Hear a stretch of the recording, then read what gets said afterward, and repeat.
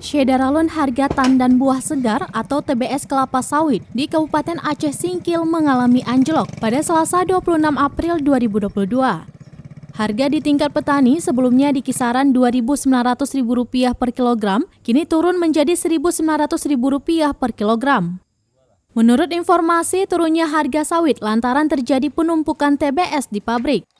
Turunnya harga sawit di kisaran Rp1.000 per kilogram juga dialami perusahaan pabrik kelapa sawit. Sehari sebelumnya harga sawit di perusahaan masih di atas Rp3.000 per kilogram. Namun setelah penurunan harga sawit berada di kisaran Rp2.000 per kilogram. Turunnya harga sawit secara tiba-tiba mengejutkan penduduk Aceh Singkil yang hampir 70% bergantung hidup dari bertani sawit. Sebelumnya, sepanjang tahun 2021 lalu, harga sawit melonjak naik, sehingga warga terlepas dari himpitan ekonomi akibat dampak pandemi COVID-19.